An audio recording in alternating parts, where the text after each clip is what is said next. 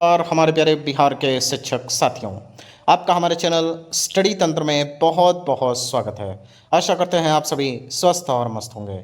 साथियों, जैसा कि आप सभी अपने स्क्रीन पर देख सकते हैं, बिहार टीचर ट्रांसफर सचिवालय अपडेट। साथियों, आज की डेट में हमारे तमाम शिक्षक जो कि अपने अंतर जिला तबादले का इंतजार कर रहे हैं, साथ ही साथ अपने सेम जिला के तबादले का भी इंतजार कर रहे हैं, फाइनली उन सभी के लिए बहुत बड़ी गुड न्यूज़ जारी हो चुकी है। साथियों, इस वीडियो के माध्यम से संपूर्ण अपडेट आपको ट्रांसफर के रिगार्डिंग मिलने वाली है। साथ ही साथ यहाँ पे फ्रेश अपडेट्स क्या है, आप सभी के लिए जो ट्रांसफर नियमावली बनी है उसमें कौन कौन सी नई चीज़ें आपको देखने को मिलेगी। साथ ही साथ इस वक्त यहाँ पर पूरा अगर देखा जाए सोशल मीडिया पे एक तरह का बहुत बड़ी मात्रा में कन्फ्यूजन क्रिएट हो चुका है, तो उस कन्फ्यूजन को भी हम यहाँ पे बस्ट करने वाले हैं, यानी कि एक तरीके से आप सभी के सारे डाउट्स को क्लियर करने वाले हैं। साथियों, वीडियो के अंत तक बने रहिएगा। साथ ही साथ हमारे जितने भी ऐसे शिक्षक हैं जिसने अभी तक हमारे चैनल स्टडी तंत्र को सब्सक्राइब नहीं किया है, तो जाइए फटाफट इसे सब्सक्राइब कर लीजिए, क्योंकि ये आपका चैनल है, आपके हित के लिए कार्य करता है और लगातार इसका प्रयास रहता है कि आपको सही और सच्ची खबर देते रहें।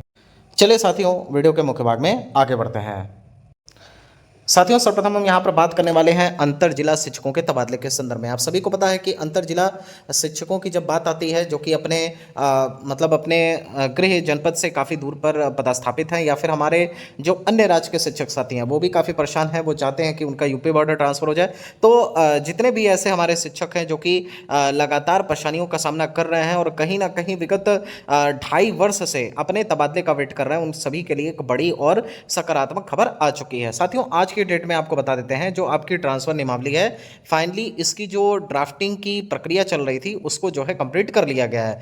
सभी जो बैठकें थी वो फाइनली संपन्न हो चुकी हैं और सभी बैठकों के माध्यम से जो हमारे आला पदाधिकारी हैं उनकी तरफ से इस नियमावली को हरी झंडी यानी कि ग्रीन सिग्नल दे दिया गया है। साथ ही साथ जो वीसी हुई है अभी विगत दिनों में, यहाँ पे शिक्षा मंत्री जी के समक्ष इस नई नियमावली को रखा गया और वहाँ पर उनको ब्रीफिंग दी गई कि इस नियमावली में हम कौन कौन सी चीज़ों को ऐड कर रहे हैं, ताकि जो मैक्सिमम हमारे शिक्षक हैं बिहार के, जो कि अपने गृह जनपद से काफ़ी दूर पर पदस्थापित है या फिर अपने गृह जनपद में ही हैं लेकिन अपने घर से 60 से 70 या फिर 100 किलोमीटर दूर तक यहाँ पे कार्यरत हैं, तो उन सभी के लिए यहाँ पे एक नियमावली का एक तरीके से कह सकते हैं खाका तैयार किया गया है, जो कि अब आने वाले लगभग 5 वर्ष तक शिक्षकों के तबादले के लिए कार्य करता रहेगा। साथियों, आपको बता देते हैं कि हमारे अंतर जिला के जो शिक्षक हैं, जैसा कि इससे पहले आपने देखा होगा कि गर्मी के छुट्टियों चुनाव से पहले आपने देखा होगा कि यहाँ पे आप सभी से अंतर जिला तबादले के लिए आवेदन लिए गए थे।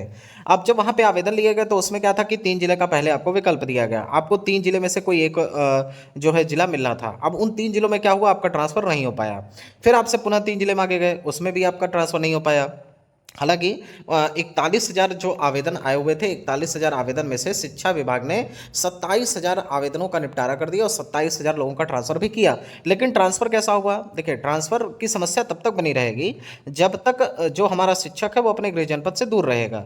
कोई भी शिक्षक ये नहीं चाहेगा कि हम अपने गृह जनपद से 50 किलोमीटर, 100 किलोमीटर, 150, 200 किलोमीटर दूर रह करके जो है पठन पाठन संभालें। कहीं ना कहीं अब चूंकि आप नौकरी पा चुके हैं, तो अब आपके ऊपर ये भी उत्तरदायित्व है, आपके जो बूढ़े माँ बाप हैं उनकी सेवा करना, फिर उनकी देखरेख करना, इसके अलावा जो आपका गृहस्थ जीवन है उसे अच्छे से जो है यहाँ पे क्रियान्वयन उसका करना। तो ये सारी चीज़ों को देखते हुए शिक्षा विभाग ने एक फैसला लिया कि इस मैटर का मतलब, ये जो लगातार इतने समय से जो है हवा बना हुआ था ट्रांसफ़र का, कि पहले जो है कोई अनुमंडल में ट्रांसफ़र करा रहा था, फिर शैक्षणिक अनुमंडल बन रहे थे और बहुत सारी कठिनाइयां भी देखने को मिली। तो इन सारी चीज़ों का समावेशन करते हुए शिक्षा मंत्री ने स्पष्ट यहाँ पर वक्तव्य दे दिया था कि अब हम एक ऐसी ट्रांसफर पॉलिसी चाहते हैं जिससे बिहार के जितने भी हमारे शिक्षक हैं, 100% शिक्षक यहाँ पर जो है उस ट्रांसफर नियमावली से संतुष्ट हों और सभी का लगभग यहाँ पर ट्रांसफर कर दिया जाए। और कोई भी शिक्षक यहाँ पर, मतलब अगर पुरुष शिक्षकों की बात करें तो शिक्षा मंत्री जी का आपने वक्तव्य सुना होगा कि उन्होंने स्पष्ट निर्देश दिए थे कि कोई भी शिक्षक अगर वह पुरुष शिक्षक है तो अपने गृह प्रखंड के बगल वाले प्रखंड में रहेगा,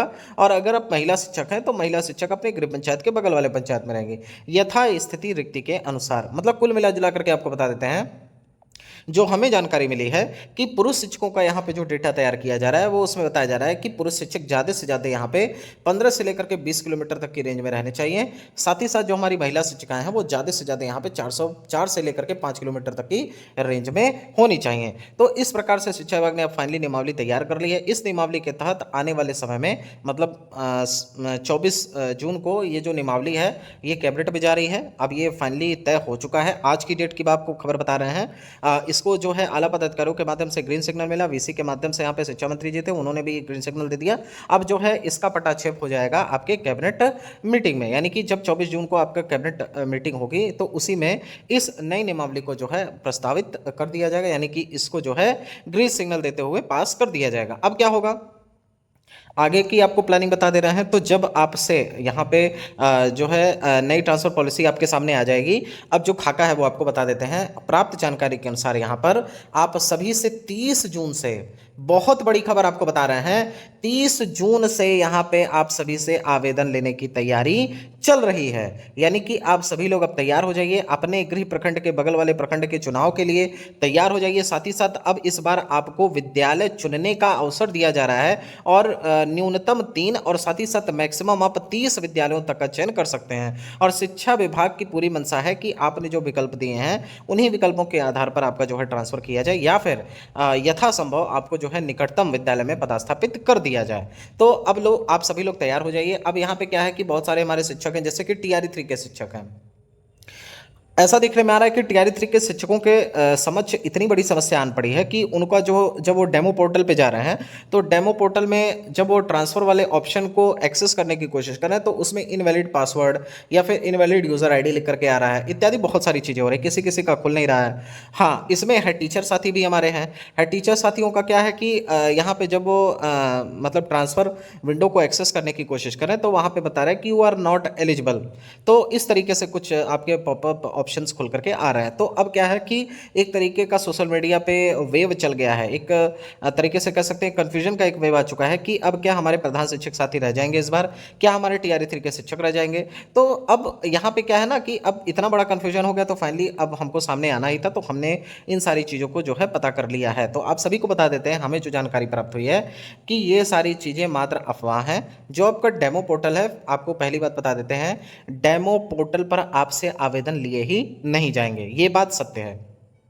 डेमो पोर्टल पर क्या होता है कि दरअसल जो चीज़ आपके मुख्य वेबसाइट पे आनी होती है, जैसे मान लीजिए आप ये शिक्षा कोर्स एक्सेस करते हैं, वो आपकी मुख्य वेबसाइट है, तो वहाँ पर आने से पहले जो ये सारी चीज़ें होती हैं उसे डेमो पोर्टल पर क्या किया जाता है, पहले रेगुलेट कर लिया जाता है, यानी कि उसका ट्रायल किया जाता है। अब डेमो पोर्टल यहाँ पर चल रहा है, आपने देखा होगा कि आप जिस जिले में पोस्टेड हैं, अगर हमारे टीआरई 1 और 2 के शिक्षक साथी, या फिर जो म्यूचुअल ट्रांसफर ले चुके हैं, या फिर जिन्होंने 3 जिले का विकल्प दिया था, 6 जिले का विकल्प दिया था, किसी आधार पर उनका ट्रांसफर हो गया, या फिर जिनका अभी तक ट्रांसफर ना ही हुआ हो, वह जो है अभी भी वंचित हो अपने अंतर जिला तबादले या फिर सेम जिला तबादले से, वो भी अगर अपना जा करके एक्सेस करेंगे तो उनके में भी वही सेम जिला खुल करके आएगा जिसमें वो अभी फिलहाल पदस्थापित है, और उसके तमाम ब्लॉक्स खुल करके आ रहे हैं और साथ ही साथ उनके नए नए विद्यालय खुल करके आ रहे हैं। तो इसका अर्थ क्या हुआ, क्या किसी का ट्रांसफर नहीं हो पाएगा? नहीं, बिल्कुल गलत बात है। अभी भी डेमो पोर्टल में लगातार जो है अपडेशन का कार्य चल रहा है। आप देखेंगे कि 1 से 2 दिन में आपको जो डेमो पोर्टल पे बहुत सारे नए नए अपडेट्स भी देखने को मिलेंगे। अब चूंकि ये डेमो ट्रायल है तो इसका जो सॉफ्टवेयर है डायरेक्टली जो है आपके मुख्य वेबसाइट पे माइग्रेट कर दिया जाएगा और फिर आसानी से आप वहां पे जाकर के अपना पासवर्ड वगैरह डाल के एक्सेस कर पाएंगे। अब यहाँ पे हमने जानकारी प्राप्त की कि क्या टीआरई 3 के शिक्षकों को अभी रोका जा सकता है, तो हमें जो बताया गया वो ये है कि ऐसा कुछ भी नहीं है। इस बार जो है यहाँ पे लगभग 5 लाख से अधिक शिक्षकों के तबादले की प्लानिंग चल रही है। रेशनलाइजेशन हो ही रहा है और अब जो है रेशनलाइजेशन के बाद जो अगला काम बचेगा वो ये है कि अंतर जिला शिक्षकों का तबादला, साथ ही साथ हमारे सेम जिला में जो दूरी पर पदस्थापित हैं और जो चाहते हैं कि अपने गृह प्रखंड के बगल वाले प्रखंड और गृह पंचायत के बगल वाले पंचायत में आना चाहें, तो उन सभी से आवेदन लेने की कार्रवाई यहाँ पर की जाएगी। तो जितने भी लोग अभी भी एक तरीके से डर में हैं और सोच रहे हैं हम टीआरई 3 के शिक्षक हैं, हम म्यूचुअल ट्रांसफर ले चुके हैं, हम सामान्य ट्रांसफर ले चुके हैं, क्या हम तबादले के लिए पात्र हैं? तो बिल्कुल आप पात्र हैं। ये 101% चीज़ें सही हैं।